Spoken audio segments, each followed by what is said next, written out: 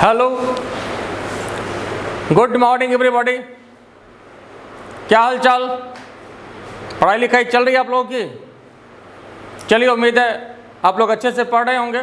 और आज का जो लाइव क्लास है वो टेक्निकल प्रॉब्लम के कारण, शायद हो सकता है वाईफाई का प्रॉब्लम हो, नहीं हो पाया।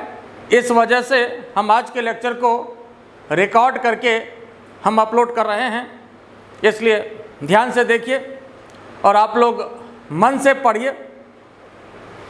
आज जो हम लेक्चर डिस्कस करने वाले हैं वो बहुत ही इम्पोर्टेंट कॉन्सेप्ट है और बहुत सुंदर कॉन्सेप्ट और समझने वाला कॉन्सेप्ट है, इसलिए ध्यान देना है, फुल कंसंट्रेशन देना है, नहीं तो नहीं समझने की पूरी गारंटी है।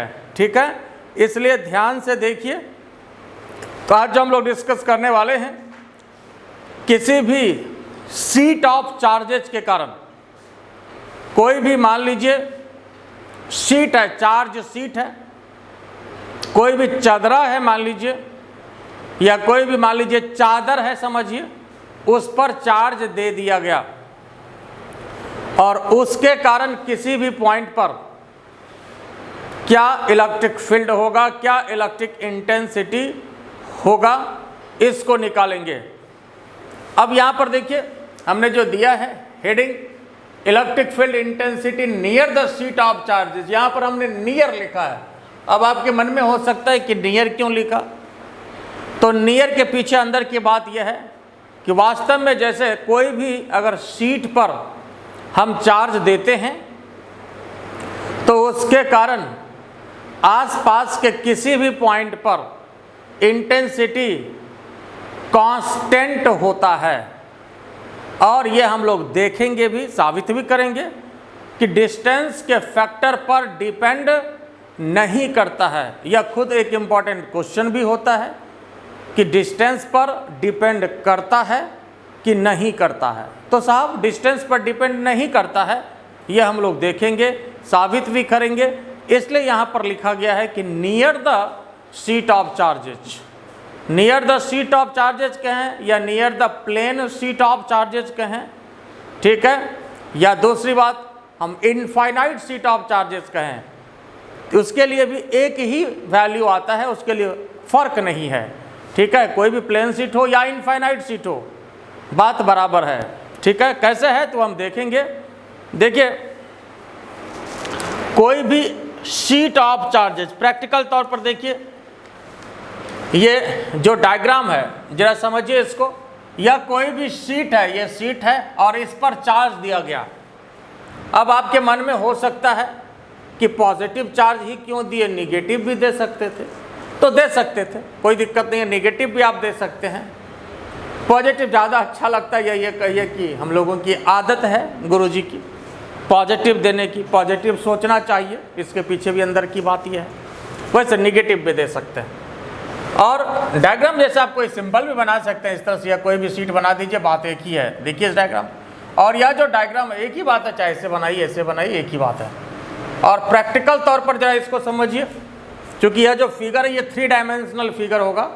तो मान लीजिए कोई भी शीट है, ये देखिए जैसे कोई भी शीट है, ये समझिए ऐसे, बस यही जो है ये शीट है।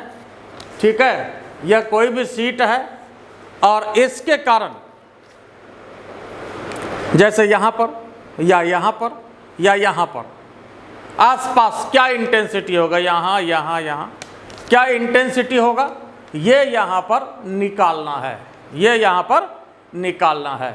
देखिए जैसे मान लीजिए, पहले तो हम ये समझें कि शीट, प्लेट और क्यूबॉइड में क्या फ़र्क है। देखिए शीट का मतलब होता है बिल्कुल पतला, जिसमें कि हम एक ही लेयर कंसीडर कर सकें। अब इसको फिर से 2 लेयर में हम नहीं बना सकें, ऐसा होना चाहिए, ऐसे समझिए। प्रैक्टिकल तौर पर जरा देखिए इसको, जैसे देखिए जैसे इसमें जो पेज है, कोई भी मान लीजिए किताब, तो ये जो हुआ, ये पेज जो है ये शीट है, ये समझिए। और इससे भी पतला आप समझ सकते हैं, ये जो है ये शीट है और ये मोटा थोड़ा हो गया जैसे ये, और थोड़ा इससे आप मोटा समझ सकते हैं। तो ये जो है प्लेट होगा, है ना, जैसे कैसे खाने का प्लेट होता है, ये जो है प्लेट होगा। हालांकि इससे थोड़ा और मोटा समझना है, ये प्लेट है। और अगर बहुत सारा प्लेट को मिला दें तो यह क्यूबॉइड हो जाएगा। जैसे ये जो किताब हो गई अभी एक क्यूबॉइड का स्ट्रक्चर हो गया। ठीक है, बात समझ में आया? फिर से समझिए, हमने कहा कि यह जो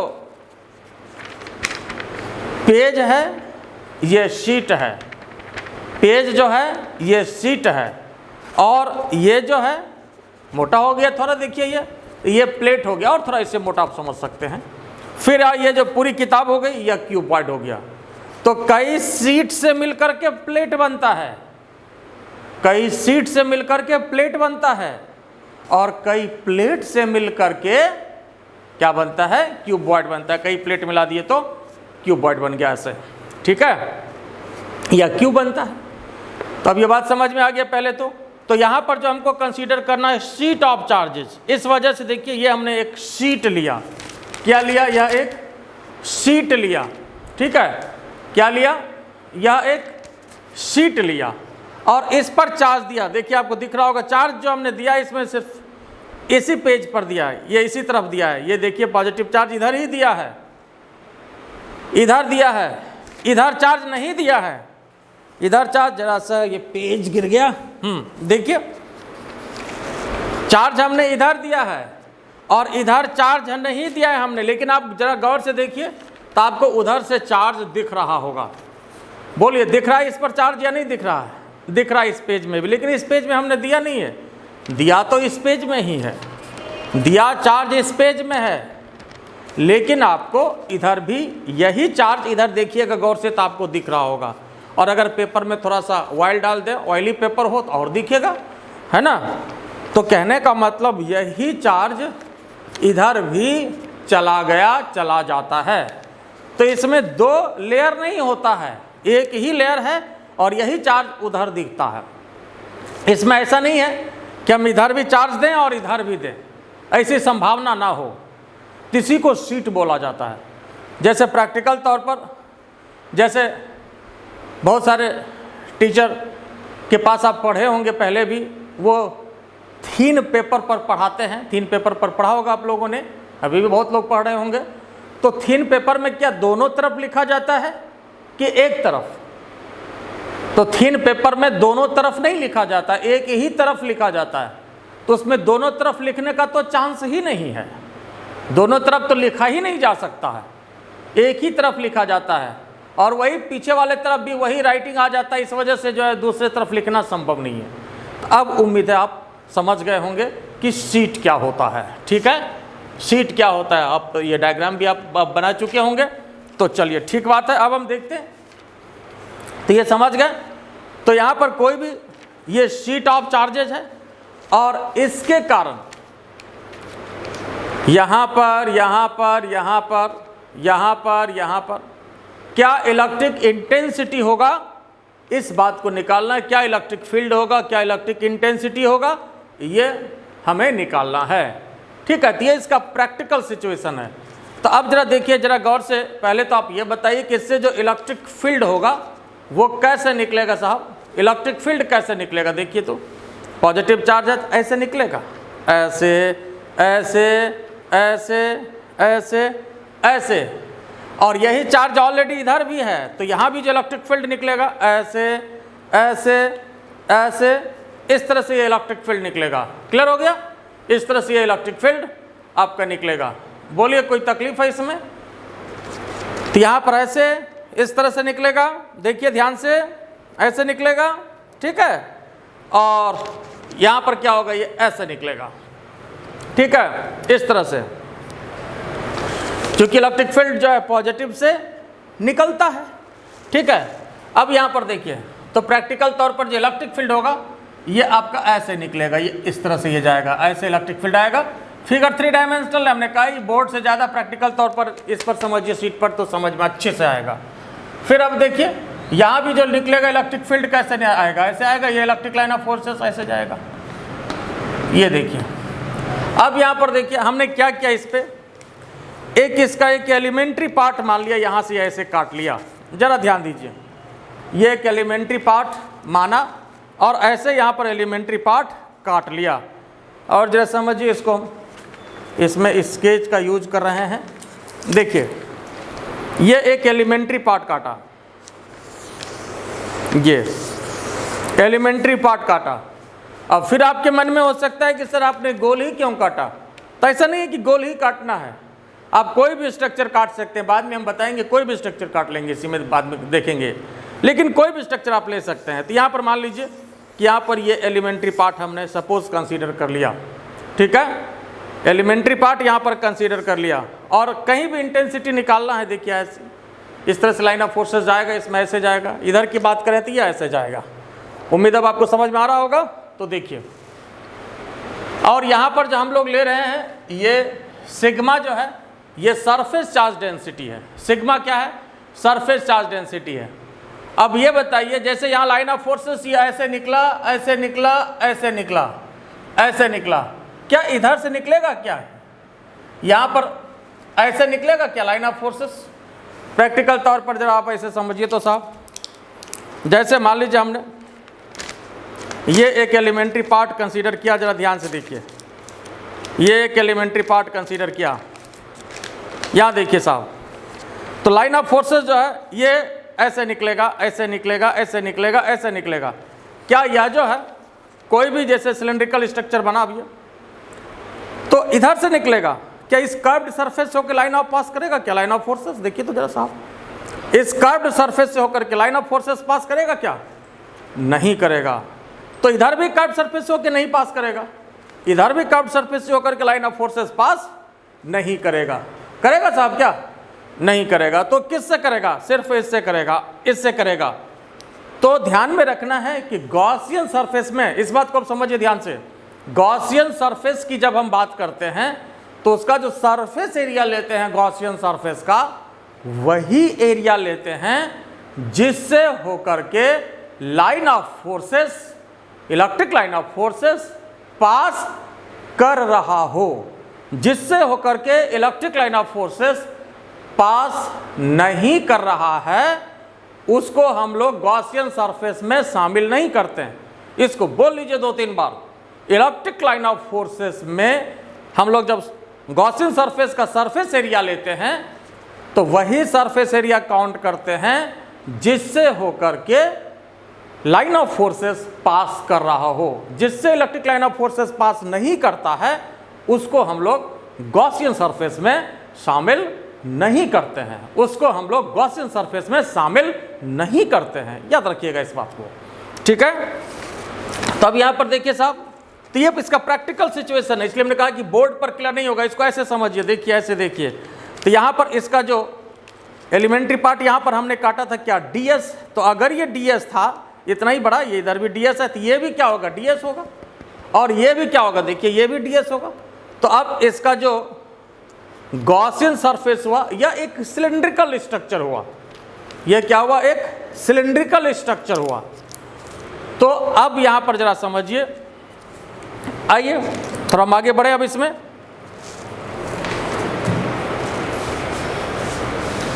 हमने कहा कि सिग्मा जो है ये आपका सरफेस चार्ज डेंसिटी है, और सिग्मा को जरूरत पड़े तो क्या देंगे? Q/A। मान लीजिए टोटल चार्ज Q हो और इसका एरिया A हो तो Q/A हो गया। वैसे इसका आंसर आपको सिग्मा के टर्म में ही निकालना है, जरूरत सिग्मा के टर्म में ही पड़ता है। और ये बहुत इंपॉर्टेंट रिजल्ट होगा आज का, और ये जो आज रिजल्ट निकालेंगे इसका आगे कैपेसिटर में हर जगह एप्लीकेशन होगा। तो समझ लीजिए आगे जो इंपॉर्टेंट टॉपिक और भी है कैपेसिटर, तो उसमें इस रिजल्ट का हर जगह एप्लीकेशन होता है। तो देखिए सिग्मा क्या है साहब? Surface charge density. सिग्मा क्या है?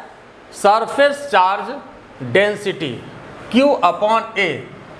अब यहाँ पर देखिए, जैसे मान लेते हैं कि अगर यह जो है इसका एरिया ds है तो ये भी कितना होगा? ds ही होगा। ये भी कितना होगा? ds ही होगा। अब इसका जो गॉसियन सरफेस है ये ऐसा स्ट्रक्चर हुआ, मतलब ये कैसा है साहब? सिलिंड्रिकल गॉसियन सरफेस है, ये सिलिंड्रिकल गॉसियन सरफेस हुआ, सिलिंड्रिकल गॉसियन सरफेस है, ठीक है, सिलिंड्रिकल गॉसियन सरफेस है। तो अब ये बताइए कि यहाँ पर जब हम लोग गॉस थ्योरम लगाते हैं, अकॉर्डिंग टू गॉस थ्योरम, समझिए ठीक से, अकॉर्डिंग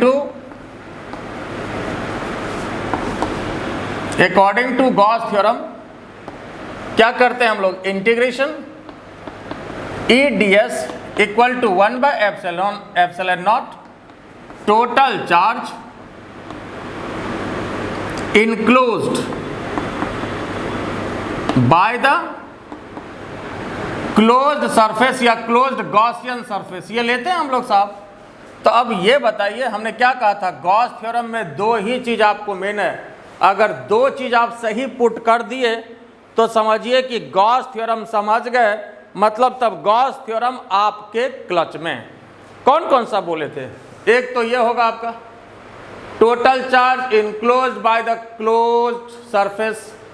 अब ये बताइए, अगर यहाँ पर गॉसियन सरफेस तो सिलिंड्रिकल है, तो इसके अंदर में गॉसियन सरफेस के भीतर कितना चार्ज है, ds इसका एरिया है, तो इसमें चार्ज कितना हुआ, और ये क्या है, सरफेस चार्ज डेंसिटी। तो सरफेस चार्ज डेंसिटी का क्या मतलब हुआ, यूनिट एरिया में इतना चार्ज, तो ds एरिया में कितना चार्ज, तो रो इंटू ds, यही हुआ, rho into ds, unit area में इतना चार्ज, तो ds एरिया में कितना चार्ज, तो रो इंटू ds। फिर जरा इसको प्रैक्टिकल तौर पर समझिए, बार बार मैं कह रहा हूं इसको प्रैक्टिकल पर जाइए। ये देखिए आपके लिए डायग्राम यहाँ पर है, इसको भी समझिए, डायग्राम ये प्रैक्टिकल तौर पर है, देखिए बस यही समझिए, इतना ही सा सिलेंडर वाला पार्ट जो है, ये जो है आप देख रहे हैं, इसी को एलिमेंट्री पार्ट मानिए।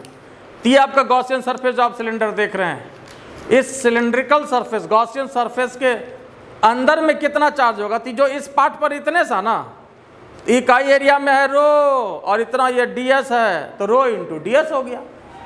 तो ये गॉसियन सरफेस के भीतर चार्ज रो इंटू ds, ये क्लियर हो गया।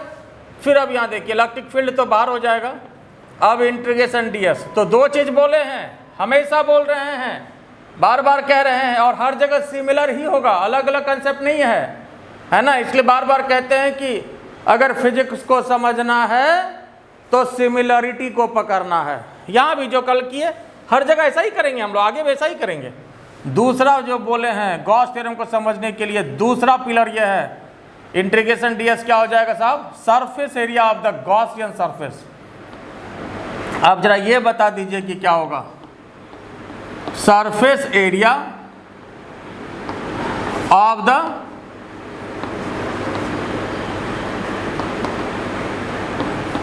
Gaussian surface, surface area of the Gaussian surface, Gaussian surface का सरफेस एरिया अब होगा कितना, गॉसियन सरफेस का सरफेस एरिया। फिर सुनिए इसको एकदम कान खोल के, हम लोग जब गॉसियन सरफेस का सरफेस एरिया लेते हैं तो वही एरिया उसमें कंसीडर करते हैं जिससे कि इलेक्ट्रिक लाइन ऑफ फोर्सेस पास करता हो, जिससे कि इलेक्ट्रिक लाइन ऑफ फोर्सेस पास करता हो। तो जरा बोले तो साहब, फिर देखिए तो जरा, लाइन ऑफ फोर्सेस ऐसे निकल रहा है, देखिए ऐसे निकल रहा है, तो इससे पास करेगा, करेगा, इससे पास करेगा, करेगा, क्या कर्व्ड सरफेस से पास करेगा, देखिए तो इसमें तो ऐसे निकलेगा कोई भी लाइन ऑफ फोर्सेस, क्या नहीं निकलेगा, इससे कोई भी लाइन ऑफ फोर्सेस नहीं निकलेगा, है ना, लाइन ऑफ फोर्सेस वो भी परपेंडिकुलरली आना चाहिए, तो एक भी नहीं आएगा, कर्व्ड सरफेस से नहीं आएगा, जो भी आएगा इससे और इससे। तो बस ये एरिया काउंट करेंगे और ये एरिया काउंट करेंगे, तो ये एरिया कितना है ds, और ये एरिया कितना है ds, दोनों मिलाकर के कितना हो जाएगा 2ds, तो ds प्लस ds दोनों मिलाकर के 2ds। इसलिए हमने कहा था आपको बार बार कि यहाँ पर इसको इंटीग्रेशन करने की जरूरत नहीं है, तो यहाँ पर इंटीग्रेशन ds करेंगे भी तो s और करेंगे भी तो फिर दोनों एरिया जोड़ेंगे, तो इसलिए 2ds, तो आपका हो गया e, और यहाँ पर ये समझ गए तो चलिए एक बार फिर यहाँ पर हम लिख देते हैं ds प्लस ds 2ds, या डायरेक्ट भी आप ले सकते हैं, इसको डायरेक्ट ले लीजिए, कन्फ्यूजन नहीं होगा, क्योंकि गॉसियन सरफेस का सरफेस एरिया लेना है 2ds और यहाँ पर रो ds अपॉन एप्सिलॉन नॉट। तो साहब देखिए ds तो गायब हो गया, कट गया, तो बचा कितना साहब रो। ये सिग्मा लिया था ना हमने, रो या सिग्मा जो माने, क्योंकि हमारा रो लेने का थोड़ा सा आदत है। चलिए सिग्मा लिए तो आप सिग्मा ले लीजिए, नो प्रॉब्लम। तो यहाँ पर ये कितना हो जाएगा, सिग्मा कर लीजिए। तो सिग्मा अपॉन एप्सिलॉन नॉट, बोलिए इसमें कोई दिक्कत है? तो सिग्मा अपॉन एप्सिलॉन नॉट तो equal to sigma upon epsilon not, और यहाँ पर ये 2 भी आएगा, तो equal to sigma upon 2 epsilon not. और यही जो है टारगेट था हमारा, और यही जो है इलेक्ट्रिक फील्ड इंटेंसिटी होता है, यही जो है इलेक्ट्रिक फील्ड इंटेंसिटी होता है। बोलिए इसमें कोई दिक्कत है? इसमें कोई दिक्कत है? तो पहले इसको लिख लीजिए यहाँ तक, है ना, फिर इसके बाद हम बात कर रहे हैं। और ये उम्मीद है क्लियर हो गया होगा। अब देखिए जिसको इसमें अगर ये शंका हो कि हमने यहाँ पर ds क्या लिया, तो उसके लिए मैं ये कहना चाह रहा हूँ, आप जो भी चाहें कंसीडर कर सकते हैं। क्या लेना चाह रहे हैं आप, ये बताइए क्या लेना चाह रहे हैं। मान लो कहिएगा कि हम पाई आर स्क्वायर लेंगे, तो लीजिए, कोई दिक्कत नहीं है। तो आप पाई आर स्क्वायर यहाँ भी कर दीजिए, यहाँ भी पाई आर स्क्वायर, और यहाँ पर क्या हो जाएगा, ये पाई are square plus pi are square, दोनों मिलाकर के कितना हो जाएगा, 2 पाई आर स्क्वायर। तो पाई आर स्क्वायर यहाँ से साफ हो जाएगा, बच गया आपके पास फिर यहाँ पर, तो यहाँ पर सिग्मा अपॉन 2 एप्सिलॉन नॉट, फिर आपका ये बच गया। आई बात समझ में?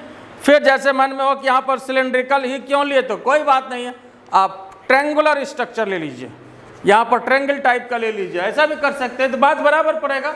अगर हम ट्रेंगुलर स्ट्रक्चर भी लेंगे तो फिर सिचुएशन आपका यही होगा, ऐसा भी लेंगे तो यहाँ पर भी चलेंगे, फिर ये आपका ट्रेंगुलर स्ट्रक्चर आएगा ऐसे, तो बात एक ही होगा।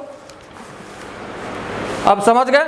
तो इसलिए यहाँ पर कोई भी हम स्ट्रक्चर लें, है ना, मान लीजिए कुछ भी एरिया ले लें, पाई आर स्क्वायर इसका, पाई आर स्क्वायर इसका, बात बराबर पड़ जाएगा। इसलिए बात एक ही है, ठीक है।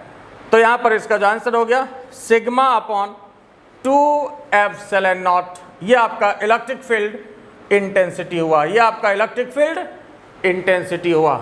ये क्लियर हो गया? तो चलिए इसको पहले लिख लीजिए, फिर इसके बाद जो अभी हम बात करेंगे इसी में थोड़ा सा चेंज करेंगे, और वो प्लेट के कारण बात करेंगे। शीट के कारण ये बात हुआ, और अब जो बात करेंगे प्लेट के कारण बात करेंगे, ठीक है। और इसी में थोड़ा चेंज करेंगे और प्लेट के कारण निकल जाएगा। बोलिए यहाँ तक कोई दिक्कत है? ठीक है। और एक बात जो मैंने ऊपर में कहा था, यह भी इसमें साबित हो गया कि नियर वाली बात, तो जरा गौर से देखिए, तो कहीं भी इसमें डिस्टेंस का कोई फैक्टर है क्या? देखिए तो डिस्टेंस का कोई फैक्टर इसमें है, आर डिस्टेंस वाली बात कहीं है, इसलिए कहीं भी इलेक्ट्रिक फील्ड कांस्टेंट होता है। तो यहाँ पर इस बात को भी हम स्टार मार्किंग में लिख देते हैं, hence electric field intensity, electric field intensity near the sheet of charges या प्लेन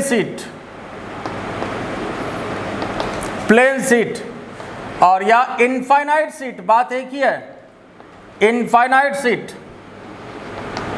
इज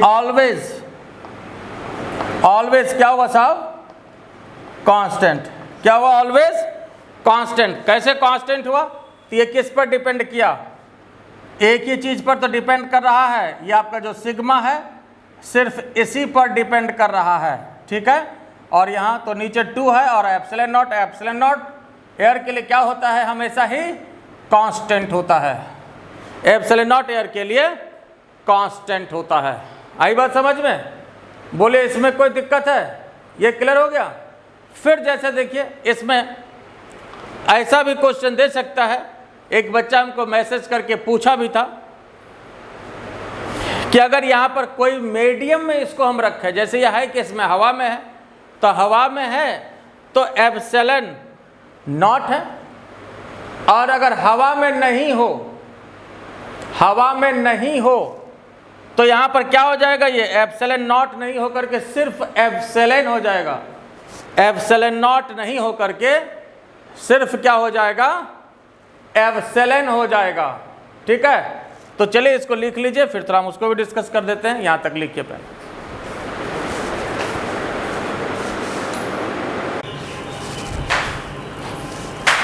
चलिए यहाँ तक हो गया सबका।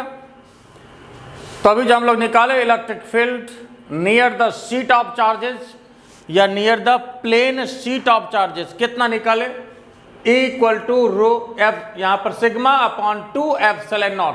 और ये क्या होता है, कांस्टेंट।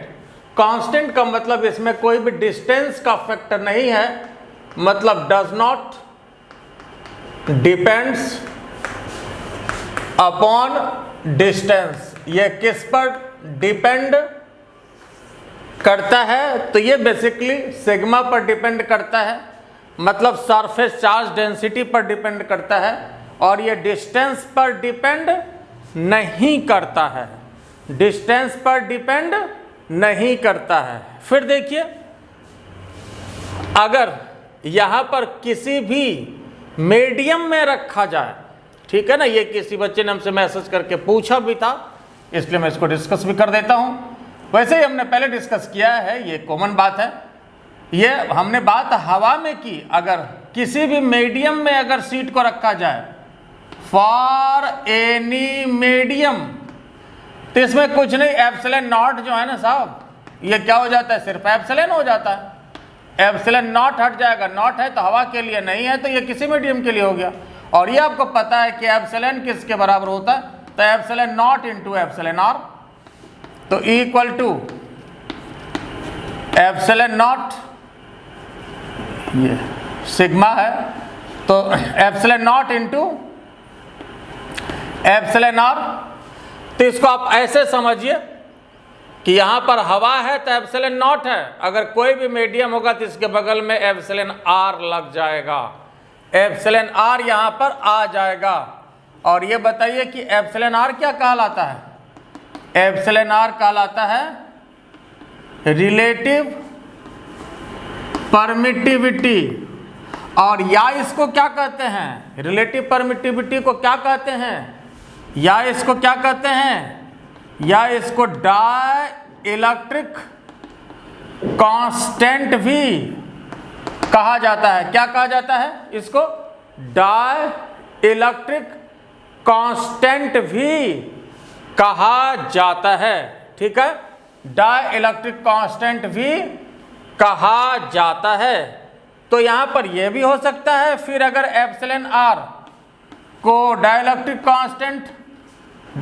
कांस्टेंट को किस इंडिकेट किया जाता है, अगर आप ये लिखते हैं तो ऐसे स्थिति में ये आपका क्या हो जाएगा साहब, देखिए तो फिर क्या हो जाएगा, equal to sigma upon 2 epsilon not into K. तो अगर कोई भी मीडियम हो तो बगल में एप्सिलॉन आर यहाँ पर लग जाएगा, या के भी दे सकते हैं, तो बात एक ही है। तो यहाँ पर देखिए एप्सिलॉन नॉट है तो हवा के लिए, हवा या फ्री स्पेस, बात एक ही है। कोई दूसरा मीडियम हो तो बगल में एप्सिलॉन आर लगा देना है। लेकिन ज़्यादातर बात हम लोग एयर के लिए ही करते हैं, इस वजह से इन जनरल हम लोग नॉट के रूप में ही फॉर्मूला देते हैं, एप्सिलॉन नॉट के रूप में फॉर्मूला देते हैं। हाँ, लेकिन इसकी जानकारी तो होनी ही चाहिए, क्वेश्चन तो निश्चित रूप से बनता है और बराबर पूछा भी जाता है। लेकिन ज़्यादातर हम लोग को बात एयर के लिए करना होता है, इस वजह से हम लोग एप्सिलॉन नॉट के टर्म में लेते हैं। तो ये समझ गए। अब आइए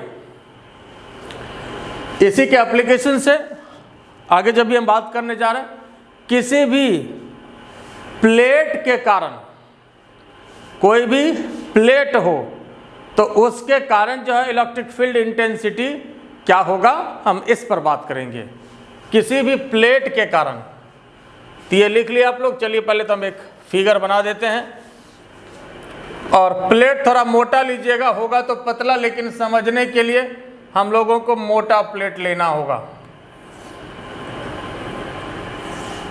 समझने के लिए इलेक्ट्रॉन भी होता है तो हम उसको बड़ा ही बनाते हैं, इलेक्ट्रॉन के साइज का बनाएंगे तो कुछ भी समझ में नहीं आएगा जनाब। इस वजह से यहाँ भी अब ये देखिए प्लेट हमने दिया और प्लेट थोड़ा मोटा होना चाहिए, और ये नेचुरल प्रॉपर्टी है चार्ज की कि चार्ज जब भी रेसाइड करता है साहब तो कहाँ पे रेसाइड करता है, इसके आउटर सरफेस पे रेसाइड करता है। ये देखिए, ये देखिए, ये देखिए, ऐसे ये रेसाइड करेगा, ऊपरी सरफेस पर रेसाइड करेगा, है ना, इस तरह से ये रेसाइड करेगा ऊपरी सरफेस पर। डायग्राम बना लीजिए, इसको एक बार हम इधर अब हटा देते हैं।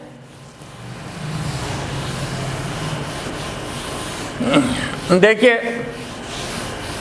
प्रैक्टिकल तौर पर अब जरा समझिए। फिर यहाँ देखिए, जैसे मान लीजिए कि यह कोई भी प्लेट है, देखिए यहाँ पर जो है यह कोई भी, सपोज अब ये जो किताब है आप इसी को आप प्लेट मानिए, यह क्या है, ये कोई भी प्लेट है, ठीक है, यही प्लेट है।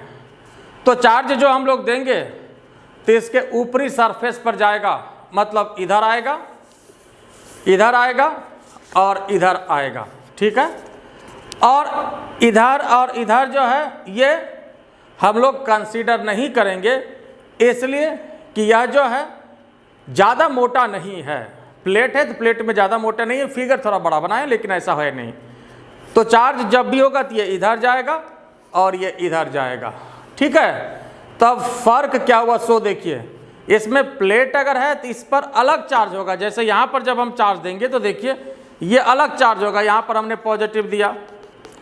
अब क्या यही चार्ज, बोलिए क्या यही चार्ज इधर आएगा क्या? नहीं आएगा साहब। ये चार्ज जो दिया आपको इधर दिख रहा है, अब इसके लिए हमको इधर अलग से चार्ज देना होगा, ये दूसरा चार्ज हमको देना पड़ेगा। तो ये चार्ज आपका अलग होगा, ये चार्ज जो हमने दिया वो इधर नहीं दिखेगा। ये शीट और प्लेट के कॉन्सेप्ट में ये बेसिक डिफरेंस है। ये शीट और प्लेट के कॉन्सेप्ट में बेसिक डिफरेंस है कि यहाँ जो चार्ज दिए वो आपका इधर नहीं दिखेगा, ये अलग चार्ज होगा। लेकिन शीट में क्या होता था कि जो चार्ज हमने यहाँ पर दिया वही ऑलरेडी हमको यही चार्ज इधर दिख रहा होता था। ये बेसिक डिफरेंस है, ध्यान से समझिए इसको। तो इसमें ये अलग चार्ज होगा और इधर कंसीडर करेंगे, लेकिन यहाँ पर कंसीडर नहीं करेंगे, इसलिए कि इसके कंपैरिजन में ये बहुत पतला है, इसको हम लोग इग्नोर करेंगे, ठीक है। अब उम्मीद है आपको ये बात क्लियर हो गया होगा। तो अब जरा देखिए, ध्यान दें हम लोग, ये चार्ज हमने दिया, यहाँ पर आया, ये यहाँ आया। अब जरा सोच करके देखिए आप, फिर यहाँ पर हम एक एलिमेंट्री पार्ट को कंसीडर करते हैं, एलिमेंट्री पार्ट को कंसीडर करते हैं इधर। अब ये बताइए, यहाँ पर फिर गॉसियन सरफेस हमको चाहिए, तो इसके अंदर इधर ले लिया, यहाँ पर अब देखिए इधर, ध्यान से देखिए ये। फिर अब यहाँ पर समझने वाली बात है, देखिए ध्यान से, ये देखिए, ये देखिए।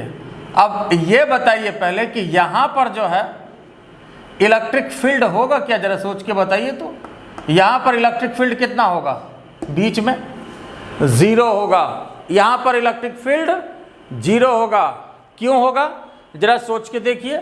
यहाँ पर हमने कोई भी टेस्ट चार्ज को रख दिया, मन में हो कि ऐसा क्यों, तो यहाँ पर हमने टेस्ट चार्ज को रख दिया, ठीक है। अब ये बताइए कि ये जो शीट है, ये जो प्लेट है इधर वाला, इसके कारण इस पर जो फोर्स लगेगा किधर लगेगा, इधर लगेगा, पॉजिटिव पॉजिटिव रिपल्सन होगा। और इधर वाला जो पॉजिटिव है, 3 डायमेंशनल फिगर है, बस ये सिचुएशन है। प्रैक्टिकल तौर पर देखिए, अब इसी के अंदर में हम बात करें, जैसे यहाँ पर ले लिया हमने सपोज, ठीक है, ऐसे। तो इसके कारण जो है इस पॉजिटिव चार्ज पर फोर्स किधर लगेगा, इधर। तो ये इसको इधर रिपेल करेगा और ये इसको इधर रिपेल करेगा, तो इसका मिजाज ठंडा हो जाएगा, दोनों एक दूसरे को कैंसिल करेगा। इस वजह से कोई भी इलेक्ट्रिक फील्ड नहीं होगा, कोई भी इलेक्ट्रिक फील्ड नहीं होगा। तो यहाँ पर बीच में कोई भी इलेक्ट्रिक फील्ड नहीं होगा। तो ये समझने वाली बात है, ध्यान देने वाली बात है। बात क्लियर हुआ या नहीं? और जरा समझिए इसको। लीजिए एक फिगर हम इधर भी बना देते हैं, छोटा सा। देखिए ये ऐसे, जरा सोचिए तो, यहाँ पर अगर हमने टेस्ट चार्ज रखा, +1 चार्ज है टेस्ट चार्ज, और एक सीट इधर एक सीट इधर हो सपोज, ऐसे देखिए, ध्यान दीजिए, तो इधर वाला पॉजिटिव इसको किधर रिपेल करेगा? इधर करेगा। ये इसको इधर रिपेल करेगा, ये इसको इधर ठेलेगा, ये इधर ठेलेगा। इसका मिजाज ठंडा, मतलब ये कहीं नहीं जाएगा। कहीं नहीं जाने का मतलब है नो फोर्स। नो फोर्स का मतलब नो इंटेंसिटी। तो यहां पर जो है इधर लाइन ऑफ फोर्सेस जाएगा ही नहीं। जहां पर इंटेंसिटी नहीं है तो इलेक्ट्रिक लाइन ऑफ फोर्सेस नहीं होगा। No electric field, no electric line of forces, या ये कहिए इसका उल्टा, no electric line of forces, no electric field. आई बात समझ में? तो यहां पर कोई भी इलेक्ट्रिक फील्ड नहीं होगा। तो अब यहां पर देखिए, जैसे यह आपका फिर से ये आपका गॉसियन सरफेस यहां पर ये बना, जरा ध्यान दीजिए। अब ये गॉसियन सरफेस फिर बना, देखिए ये गॉसियन सरफेस बना आपका, ठीक है। ये complete cylindrical Gaussian surface, Gaussian surface. और फिर यहां पर हम ले लेते हैं इसको ds, क्या लेते हैं? ds। और ये मान लिया सिग्मा। सिग्मा मानिए, रो मानिए, कोई हार्ड एंड फास्ट नहीं है, है ना। रो मान लीजिए, सिग्मा मानिए, लेकिन ज़्यादातर हम लोग इसमें सिग्मा लेते हैं, रो भी लेते हैं, कोई दिक्कत नहीं, ठीक है। कोई भी इंडिकेशन हार्ड एंड फास्ट नहीं होता। अब जरा ये बताइए, अब यहां पर अगर टेस्ट चार्ज है तो इलेक्ट्रिक लाइन ऑफ फोर्सेस कैसे निकलेगा? ऐसे निकलेगा। देखिए तो यहां पर बाहर के पॉइंट पर, तो यहां पर तो इलेक्ट्रिक लाइन ऑफ फोर्सेस निकलेगा, अंदर नहीं जाएगा, अंदर नहीं जाएगा, ठीक है। तो फिर एक बार सुनिए जो मार्केबल पॉइंट है, जब भी हम गॉसियन सरफेस कंसीडर करते हैं, जब भी हम गॉसियन सरफेस कंसीडर करते हैं, तो गॉसियन सरफेस के सरफेस एरिया में वही एरिया लेते हैं, वही एरिया लेते हैं जो कि या जिससे होकर के इलेक्ट्रिक लाइन ऑफ फोर्सेस पास कर रहा है, जिससे होकर के इलेक्ट्रिक लाइन ऑफ फोर्सेस पास कर रहा है। आई बात समझ में? तब यहां पर देखिए, अब ये फिगर हटा दें, चलिए इसको हटा देते हैं। अब फिर यहां पर हम लगा देते हैं गॉस थ्योरम। फिर तो सिग्मा आपका वही है, surface charge density, surface charge density, surface charge density के टर्म में ही निकालना है, no need of Q and A, ठीक है। इसी का काम भी पड़ता है। तो यहां पर जब हम बात कर रहे हैं किसके लिए? Electric field intensity near the charged plate, plate के कारण, near the charge plate, charge plate के कारण, ठीक है। अब यहां पर देखिए लगा देते हैं गॉस थ्योरम। फिर अब अकॉर्डिंग टू गॉस थ्योरम लगाइए गॉस थ्योरम। तो क्या करते हैं साहब? Integration ds equal to 1/ε0। अब फिर यहां पर अब क्या लेना है? Total charge enclosed by the closed Gaussian surface, मतलब गॉसियन सरफेस के अंदर चार्ज, टोटल चार्ज, ये बार बार हम भी बोल रहे हैं ताकि आपको याद रहे, by the closed Gaussian surface, Gaussian surface. तो साहब अब आप ये बोलिए तो गॉसियन सरफेस के भीतर कितना चार्ज? ये सिलेंड्रिकल गॉसियन सरफेस है, ये देखिए इसके भीतर कितना चार्ज, इसके भीतर चार्ज कितना, ये एरिया कितना है ds, और सरफेस चार्ज डेंसिटी सिग्मा। तो फिर तो बात वही हो गई ना, इसमें तो कोई परिवर्तन नहीं हुआ, फिर वही सिग्मा इंटू ds, या रो मानेंगे तो रो ds, बात एक ही है। तो सिग्मा इंटू ds, ये तो वही हो गया, इसमें कोई परिवर्तन नहीं जो इसके पहले लिया था। तब इसमें परिवर्तन कहाँ पर होगा? कंसेप्ट में चेंज कहाँ पर होगा? ये बताइए। तो अब यहाँ पर कंसेप्ट में जो चेंज होगा वो यहाँ पर होगा। देखिए कंसेप्ट में चेंज यहाँ पर होगा। क्या चेंज होगा? तो इंटीग्रेशन ds हमने क्या बताया? सरफेस एरिया किसका? सरफेस एरिया ऑफ किसका? Gaussian surface. Surface area of Gaussian surface.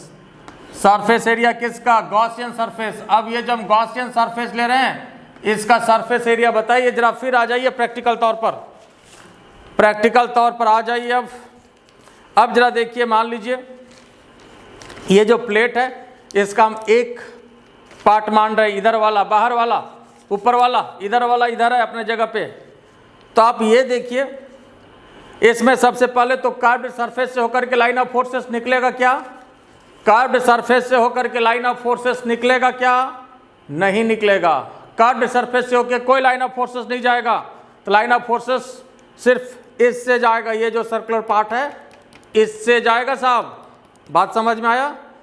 अब ये बताइए क्या इसमें इधर से जाएगा क्या? यहाँ पे अंदर देखिए तो इसमें इस पार्ट पे नहीं जाएगा, इधर लाइन ऑफ फोर्सेस नहीं जा रहा, इसलिए कि इधर तो इंटेंसिटी जीरो है, इंटेंसिटी जीरो, इसलिए नो लाइन ऑफ फोर्सेस। या ये कहिए कि नो लाइन ऑफ फोर्सेस, इसलिए इंटेंसिटी जीरो। तो इधर का मैदान साफ है और कर्व्ड सरफेस से होके तो पास ही नहीं कर रहा है। तो बच क्या गया? बच क्या गया आपके पास?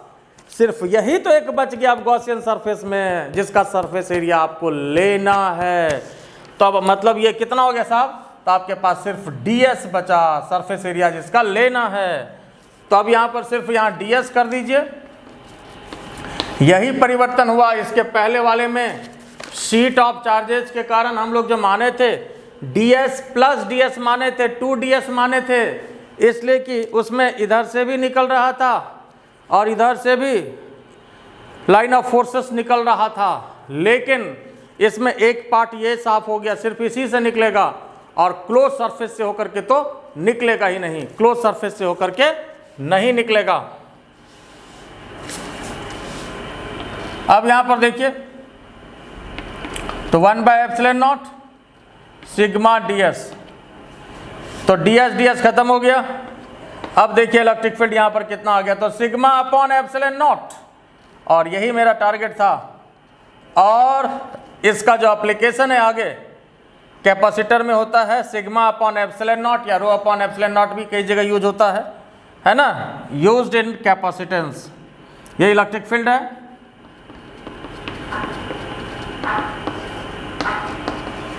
नियर द चार्ज प्लेट,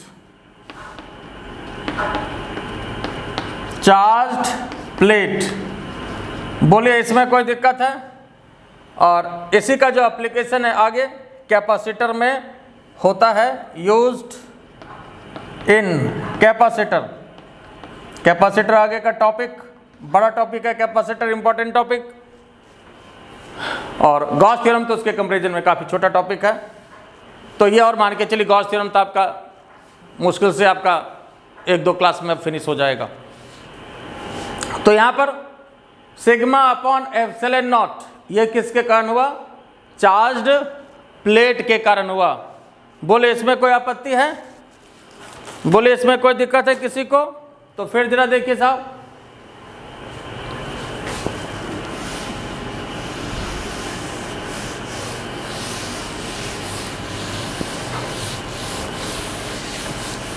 एक बार फिर हम ऊपर लिख रहे हैं, इक्वल टू अपॉन ε0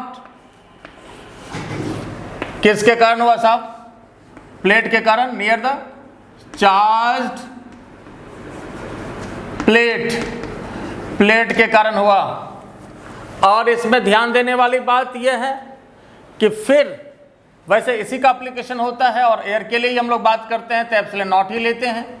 लेकिन अगर किसी दूसरे मीडियम में बात करें, इस प्लेट को कहीं और रख दिया जाए, for any medium, another medium, ये बात किसके लिए हुआ? ये बात हुआ एयर के लिए। एयर कहें, फ्री स्पेस कहें, वैक्यूम कहें, सभी बात एक ही है।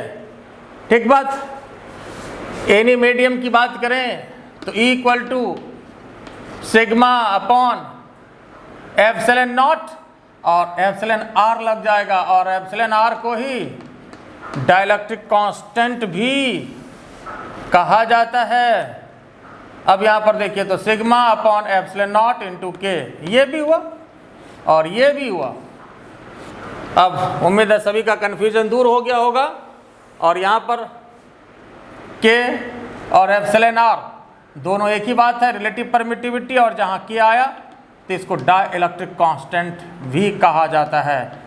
Dielectric constant, relative permittivity. तो इसको पहले लिखिए, इसको लिख लीजिए। फिर इसमें एक हम बढ़िया लॉजिकल क्वेश्चन पूछते हैं जिसका जवाब आप लोगों को देना है। लॉजिकल क्वेश्चन पूछ रहे हैं, पहले इसको लिख लीजिए।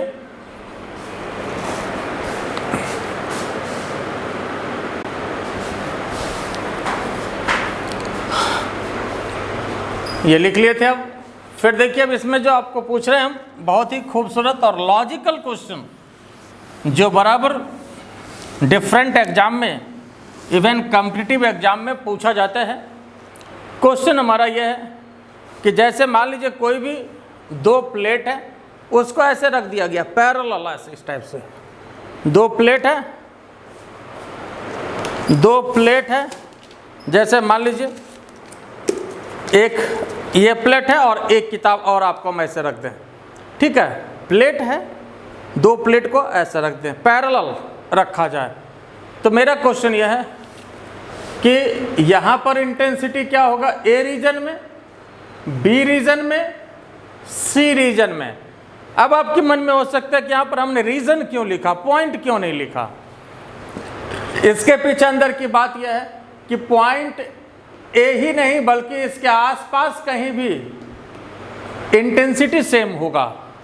इसलिए कि जो हमने अभी देखा, प्लेट के कारण इंटेंसिटी कितना होता है, सिग्मा अपॉन एप्सिलॉन नॉट। तो इसमें कोई भी डिस्टेंस का फैक्टर नहीं है क्या, देखिए गौर से, फॉर्मूला भी हम लोग निकाले, ये आपके सामने है। तो इसी वजह से इसके आसपास कहीं भी, यहाँ भी बी के आसपास कहीं भी, सी के आसपास कहीं भी इसका आंसर सेम होगा। तो मेरा क्वेश्चन सबसे पहले है कि रीजन ए में क्या होगा, रीजन बी में क्या होगा, रीजन सी में क्या होगा। तो आइए हम पहले बात करते हैं किसके लिए, for reason A. For reason ए किसके लिए बात करते हैं, फॉर रीजन ए। अब साहब ये बताइए, अगर हम यहाँ पे बात करें रीजन ए में, तो इसके कारण जो इंटेंसिटी होगा किधर होगा, मतलब इंटेंसिटी निकालना है तो टेस्ट चार्ज रखेंगे, ये भी पॉजिटिव ये पॉजिटिव, किधर लगेगा फोर्स, इधर लगेगा। तो इसके कारण E1 भी इधर, और इसके कारण E2, ये जो प्लेट है ये देखिए, इसके कारण E2 लगेगा और वो भी इधर। तो यहाँ पर जो रिजल्टेंट इंटेंसिटी होगा, दोनों क्या कर लेंगे, जोड़ देंगे। फॉर रिजल्टेंट इंटेंसिटी मतलब ER इक्वल टू क्या करेंगे, दोनों को जोड़ेंगे, E1 प्लस E2। अब बोलो साहब E1 कितना है, तो सिग्मा अपॉन एप्सिलॉन नॉट, और हम मान लेते हैं इसका सिग्मा 1 है, उसका सिग्मा 2 है, तो ये सिग्मा 1 हो गया। और इस प्लेट पर जो चार्ज डेंसिटी है, सरफेस चार्ज डेंसिटी इस प्लेट का है ρ1 है, मतलब सिग्मा 1 है। सरफेस चार्ज डेंसिटी इसका सिग्मा 1 और इसका सिग्मा 2 है, तो sigma 1 upon epsilon not. E2 कितना होगा साहब, सिग्मा 2 अपॉन एप्सिलॉन नॉट। तब यहाँ पर देखिए क्या हो गया, ये आपका sigma 1 plus sigma 2 upon epsilon not. और यही जो है इलेक्ट्रिक फील्ड रिजल्टेंट होता है इन द रीजन ऑफ ए। इसके लिए आपका ये आंसर हो गया। बोलो साहब इसमें कोई दिक्कत है, ये क्लियर हो गया। फिर देखिए अब हम बात करें बी रीजन में, जरा आइए यहाँ पर, for region B. For region B B के आसपास कहीं भी। जरा देखिए साहब, ये बताइए, यहाँ पर अगर बात करें, मान लीजिए टेस्ट चार्ज है, इसके कारण इधर फोर्स किधर लगेगा? टेस्ट चार्ज पर जो फोर्स लगता है वही तो इंटेंसिटी होता है, इंटेंसिटी वेक्टर है, इसलिए इसके डायरेक्शन को देखना जरूरी है। इसके कारण इंटेंसिटी किधर? इधर। फिर इसके कारण किधर? इधर। इसको मान लिया E2, इधर E1 इधर, E2 इधर। तो अब पहले तो ये बताइए कि यहां पर जो रिजल्टेंट इंटेंसिटी होगा, रिजल्टेंट इलेक्ट्रिक इंटेंसिटी, तो क्या करेंगे साहब? ER लेंगे, और ER के लिए क्या करोगे साहब? इधर E1 इसके कारण है और इसके कारण E2, तो E1 माइनस E2। तो साहब देखिए E1 कितना? E1 कितना? इसके कारण है, तो sigma 1 upon epsilon not. E2 किसके कारण है? इसके कारण है, तो minus sigma 2 upon epsilon not. तो कितना होगा? Sigma 1 minus sigma 2 upon epsilon not, और ये इसके लिए आपका आंसर हो जाएगा। आई बात समझ में? फिर आपके मन में अब यहाँ पर हो सकता है कि E1 में ही E2 को क्यों घटाए? तो E1 में E2 को घटाए इसलिए कि यहाँ पर E1 हम मान रहे हैं कि ज़्यादा है, लेकिन E2 भी ज़्यादा हो सकता है। अगर E2 ज़्यादा होगा, जिसका मैग्नीट्यूड ज़्यादा होगा, E2 ज़्यादा होगा, तो E2 में E1 को घटाएंगे तो रिजल्टेंट इसका इधर आएगा, और E1 अगर ज़्यादा होगा तो ये इधर जाएगा। ठीक है, लेकिन मैग्नीट्यूड तो इतना ही होगा। ये बात समझ में आ गया? बोले इसमें कोई तकलीफ है? ये क्लियर हो गया? ठीक बात है।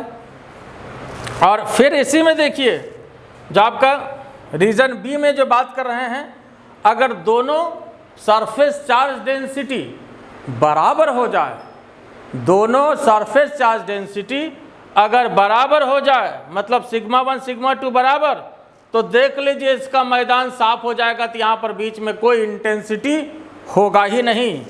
इसी में अगर इसी में ऊपर लिख देते हैं इसको हम,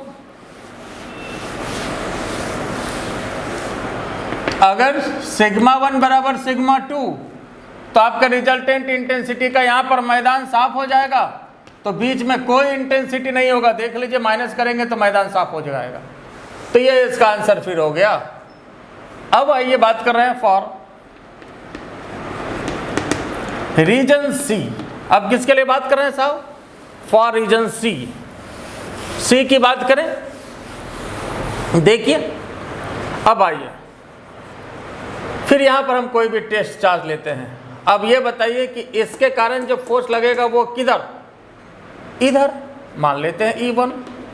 अब ये बताइए इसके कारण जो फोर्स लगेगा वो भी किधर? ये भी पॉजिटिव था, इधर ठेला, ये भी पॉजिटिव था, ये भी इधर ही, ये हो गया E2, तो दोनों एक ही तरफ हो गया। तो फिर यहाँ पर रिजल्टेंट इंटेंसिटी क्या होगा साहब? दोनों जुड़ जाएगा।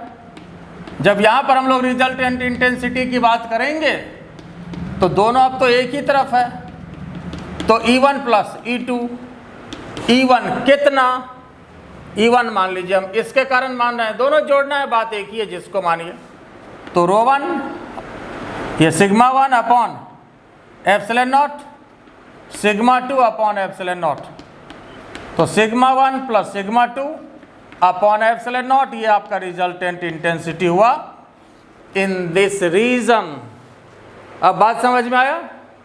तो ध्यान से देखने वाली बात है कि यहाँ पर इंटेंसिटी और यहाँ पर इंटेंसिटी दोनों क्या हुआ? बराबर ही आया। और यहाँ पर इंटेंसिटी चूँकि माइनस हुआ इसलिए ये डिफरेंट आया। और अगर सरफेस चार्ज डेंसिटी दोनों ही प्लेट का बराबर हो जाए, मतलब सिग्मा 1 सिग्मा 2 बराबर हो जाए, तो वैसे स्थिति में बीच के रेंज में आप यहाँ पर इस रीजन में इंटेंसिटी 0 हो जाएगा। और प्रैक्टिकल तौर पर भी सोच के देख सकते हैं कि बीच के रीजन में अगर बात करें यहाँ पर टेस्ट चार्ज दें तो इधर वाला जो है इसको इधर ठेलेगा, इधर वाला इधर इसको रिपेल करेगा, ये जहाँ है वहीं रह जाएगा। तो no force experienced by the test charge, और जो टेस्ट चार्ज फोर्स एक्सपीरियंस करता है साहब वही तो इंटेंसिटी होता है। इसलिए अगर बराबर हो जाए सरफेस चार्ज डेंसिटी तो बीच में कोई भी यहाँ पर इलेक्ट्रिक फील्ड नहीं होगा, लेकिन अगर अलग अलग है तो इलेक्ट्रिक फील्ड होगा। कितना होगा? तो इतना होगा जो अभी हमने निकाला था। तो इस तरह से हम लोग तीनों रीजन में निकाले, यहाँ निकाले, इस रीजन में निकाले, इस रीजन में निकाले। और रीजन का मतलब समझ गए ना क्या होता है? इसलिए कि कहीं भी इसमें डिस्टेंस का फैक्टर नहीं है, कहीं भी डिस्टेंस का फैक्टर इसमें नहीं है। आई बात समझ में? तो यहाँ पर यह हम लोग देखें कि कोई भी जैसे चार्ज शीट है पहले, तो प्लेन शीट ऑफ चार्ज हो या प्लेट हो, इसके कारण देखें। और अगर इनफाइनाइट भी हो, जैसे ये बहुत और ऊपर लेके चले जाए नीचे, और तो हमको मतलब इससे नहीं है, मतलब इसके सरफेस चार्ज डेंसिटी से है। मतलब किससे है? सरफेस चार्ज डेंसिटी से है। इसलिए इनफाइनाइट या फाइनाइट ये जो है कंपैरेबल वर्ड है। वास्तव में जैसे यहाँ नज़दीक में अगर हम देखते हैं सपोज, तो आपको ये ऑलरेडी इनफाइनाइट नज़र आएगा, ठीक है, इनफाइनाइट नज़र आएगा। बात समझे कि नहीं? जैसे मान लीजिए हम लोग पढ़ते हैं ऑप्टिक्स में, तो हम लोग जो डिस्टेंस लेते हैं फार डिस्टेंस है ना, और नियर डिस्टेंस, तो हम लोग ये मानते हैं कि फार डिस्टेंस जो हम लोग लेते हैं ऑप्टिक्स के केस में, फार पॉइंट नियर पॉइंट, तो हम लोग फार पॉइंट इन्फिनिटी लिखते हैं। तो हम लोग इन्फिनिटी थोड़े ही देखते हैं, और हम लोग कंपैरिजन में ऐसा लेते हैं। तो उसी तरह से अगर बहुत दूर चले जाएं तब तो ये फिर आपका इनफाइनाइट नहीं लगेगा, लेकिन अगर नज़दीक पॉइंट है तो ये आपका बहुत बड़ा सा दिखेगा। और ये कितना भी बड़ा हो जाए हमको मतलब सरफेस चार्ज डेंसिटी से है। मतलब किससे है? सरफेस चार्ज डेंसिटी से है। बाकी जितना भी ऊपर चार्ज रहे नीचे चार्ज रहे तो क्या फ़र्क हमको पड़ता है उससे? इसमें टोटल चार्ज तो हम लेते ही नहीं है, Q अपॉन A। नहीं तो एरिया की कहीं इसमें हमने ज़रूरत पड़ी है, नहीं तो टोटल चार्ज की ज़रूरत पड़ी है। जो भी हमने आज डिस्कस किया, हमने लिया क्या यहाँ पर? Surface charge density. तो जो भी सरफेस चार्ज डेंसिटी है उसकी ज़रूरत हमको पड़ी, तो वो हमने प्लस प्लस लिया। हमको बस इतने का काम है जितना का ज़रूरत पड़ा। बात क्लियर हो गया? तो इसमें इस तरह का ये लॉजिकल क्वेश्चन बनता है। तो चलिए आज इतना ही, और अगले दिन हम जो है गॉस थ्योरम के और अच्छे कॉन्सेप्ट पर डिस्कस करेंगे, है ना। Thank you for watching this class. हमारा channel innovation physics bye RK sir, है ना। Thank you very much.